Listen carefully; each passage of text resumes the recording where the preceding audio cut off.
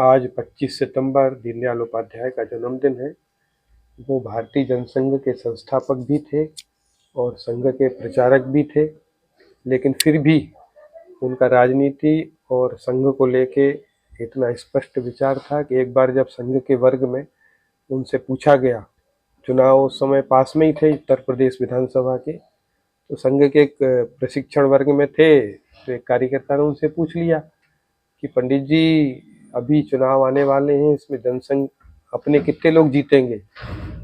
दीनदयाल जी बोलते हैं कि संघ के कार्यकर्ता के नाते पूछोगे तो जो भी जीतेगा वो सब अपने हैं, और यदि जनसंघ के कार्यकर्ता के नाते पूछोगे मेरे से तो फिर हमारी संख्या 50, 60, 70 जो भी उन्होंने बताई वो संख्या है। तो एक ये नजरिया कि पार्टी एक पार्ट होती है, पर संघ तो पूरे हिंदू समाज का संगठन है, जो जीतेगा वो सभी संघ के होंगे। इतने ही नहीं है, तो जो जटिलतम सवाल है भारत के पुराने समय से हिंदू मुस्लिम की समस्या पर, उस पर एक अलग वर्ग में किसी ने पूछा था खड़े होके कि मुस्लिम समस्या का भारत में समाधान क्या है। वो बोलते थे कि मुस्लिमों की राजनीतिक पराजय, अंग्रेजी में बोलते थे political defeat of the Muslims, क्योंकि भारत में अंग्रेजों के समय से उनकी तुष्टीकरण की जो नीति है वही उनको अलग रखे हुए है, और बढ़ चढ़ कर और कट्टरता जब वो दिखाते हैं, लोग उनको खुश करने के लिए, उनकी मांगे मानने के लिए आगे आते हैं। जैसे अभी कश्मीर के विधानसभा चुनाव में गृह मंत्री देश के अमित शाह जी बोल के आ गए कि ईद पर सिलेंडर दे देंगे हम गैस के। तो ये तुष्टीकरण की राजनीति है, यही भारत में मुस्लिम समस्या है। और इतने ही नहीं, तो दिखने में बड़े साधारण थे, बड़े नरम स्वभाव के थे, पर विचारों के इतने पक्के थे, आज की राजनीति में ऐसी हिम्मत करना बड़ा मुश्किल है। एक एक विधायक की जब बोली लगती है, दूसरे दलों के विधायकों को लाने की कोशिश चलती है। ऐसे समय में जब 1951-52 के चुनाव हुए थे, तो राजस्थान में वो 10 विधायक जनसंघ के जीते थे, और उसमें से 8 विधायकों को उन्होंने एक झटके में पार्टी का की नीतियों का उल्लंघन करने में निकाला था। क्यों?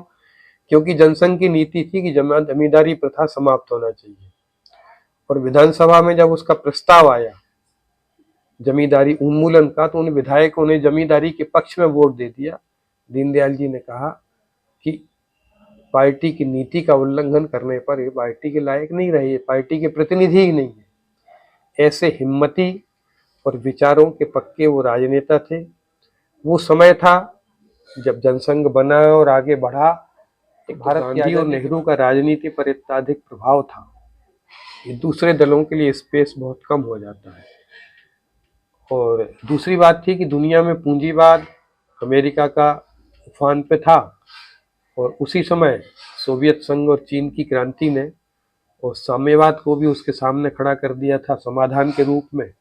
और इन दो ही विचारधाराओं में से ज्यादातर देश चुन रहे थे उभरते हुए देश। दीनदयाल जी ने भारत भी साम्यवाद, नेहरू जी पर कम्युनिज्म का प्रभाव था, नीतियों में दिखता भी है सरकारीकरण का। ऐसे में दीनदयाल जी ने राजनीति में भारतीय चिंतन क्या होता है, अर्थनीति में भारतीय चिंतन क्या होता है, एक राजनीतिक दल कैसे खड़ा होता है, उसकी रीति नीति, उसके कार्यकर्ता का चरित्र कैसा होता है, ये सब बातें उन्होंने बड़े मजबूती से सामने रखी। और उसी को, उनके चिंतन को एकात्म मानव दर्शन कहा गया, कि जिसमें उन्होंने कहा कि मनुष्य और प्रकृति में संघर्ष नहीं है, मनुष्य और समाज में संघर्ष नहीं है, बल्कि व्यक्ति, समाज और प्रकृति में सामंजस्य बिठाकर ही मनुष्य का जीवन सुखी हो सकता है, और वो अपने जीवन के मूल लक्ष्य को प्राप्त कर सकता है। इस चिंतन को उन्होंने देश के सामने रखा। हालांकि वो जल्दी चले गए, 50-52 साल की उम्र थी 1968 में जब वो गए, अचानक ट्रेन में यात्रा के दौरान, और क्या हुआ आज तक किसी को नहीं मालूम। और एक दिन सुबह सुबह लोगों ने देखा पटरी के किनारे एक लावारिस लाश पड़ी हुई है। पुलिस तो एक लावारिस समझ के उनकी अंत्येष्टि की तैयारी कर रही थी, लेकिन तभी एक परिचित और एक कार्यकर्ता था, उसने उनको पहचान लिया, वहां पे निकला होगा। वो फिर उनकी अंत्येष्टि हुई विधिवत। और ऐसे राजनेता थे वो भारत के, बाकी दलों के लोग उनको बड़े सम्मान से देखते थे। और इसलिए भारत की संसद के, न राज्यसभा के न लोकसभा के कभी वो सदस्य रहे, फिर भी भारत की संसद ने उनकी मृत्यु पर उनको श्रद्धांजलि अर्पित की। और इतने ही नहीं है तो उनकी विचारधारा को पूरी देश में आज भी सभी लोग गंभीरता से लेते हैं। भले ही आज भारतीय जनता पार्टी का रुझान जो सत्ता में है पूंजीवाद की तरफ जा रहा हो, पर वो इस पूंजीवाद के भी खिलाफ थे और उस साम्यवाद के भी खिलाफ थे। और उनकी विचारधारा आज भी हमारे लिए, देश के लिए और दुनिया के लिए जो आज बढ़ती समस्याएं हैं इस भौतिकवाद के कारण, उन समस्याओं में समाधान में एक रास्ता दिखाता है कि हम कैसे इस प्रकृति का और पर्यावरण का संरक्षण करते हुए, इससे सामंजस्य बिठाते हुए, इस समाज में फैली हुई जो विषमताएं बढ़ रही हैं, तो समाज के साथ सामंजस्य बिठाते हुए हम एक अच्छी शासन व्यवस्था हम कैसे निर्माण कर सकते हैं, इसका उन्होंने रास्ता दिखाया। एक सामान्य, एक निर्धन परिवार में जन्म लेकर अपने प्रतिभा से वो आगे बढ़े।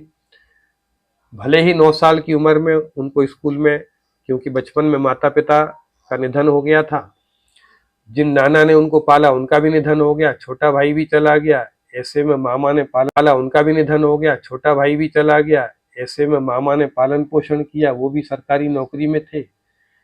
तो लेट आयु में उनका स्कूल में एडमिशन हुआ, हमेशा वो प्रथम आए, कॉलेज में भी प्रथम आए और इसलिए हमेशा स्कॉलरशिप उनको मिली। बिरला ने भी स्कॉलरशिप उनको दी और कॉलेज में भी प्रथम आए, पूरे राजस्थान अजमेर बोर्ड में प्रथम आए। बिरला जी ने उनको नौकरी का ऑफर भी दिया था, उन्होंने विनम्रता से उस अस्वीकार किया, आगे की पढ़ाई की।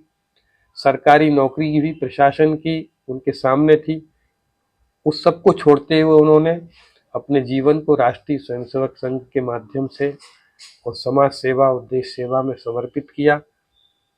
उसके वो प्रचारक हुए और संघ की ही योजना से उन्होंने और श्यामा प्रसाद मुखर्जी के साथ जनसंघ की स्थापना की।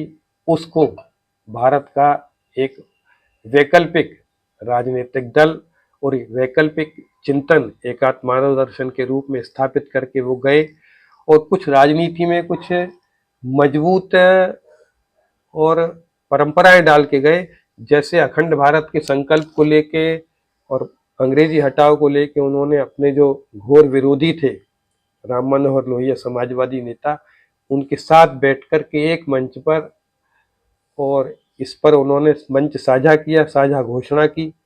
इतना ही नहीं है तो साथ में जब सरकारें बनी, कांग्रेस का जब पतन शुरू हुआ और कई राज्यों में, मध्य प्रदेश में, उत्तर प्रदेश आदि में संयुक्त सरकारें बनी, समाजवादियों की और जनसंघ वालों की। ऐसे में लोग पूछते थे उनसे कि ये क्या है, आपने क्यों अपने विरोधियों के साथ आप सत्ता में आ गए। वो बोलते थे कि जैसे सामाजिक जीवन में छुआछूत, अस्पृश्यता गलत है, वैसे ही राजनीति में अस्पृश्यता गलत है। संविधान है, सरकार रहेगी भी, शून्य कभी रह नहीं सकता है सत्ता में। इसलिए न्यूनतम और जनता के हित के कार्यक्रमों के आधार पर हम एक साझा सरकार चला सकते हैं, मिलकर मुद्दों के आधार पर। और ऐसे एक महामनीषी थे वो, राजनीति में बहुत बड़े दिल लेकर, बड़ा दिमाग लेकर वो हमेशा चलते रहे। जिंदगी के ऊपर उनकी कभी वो राजनीति की चमक दमक चढ़ी नहीं। वो जैसे आए थे इस दुनिया में वैसे के वैसे चले गए।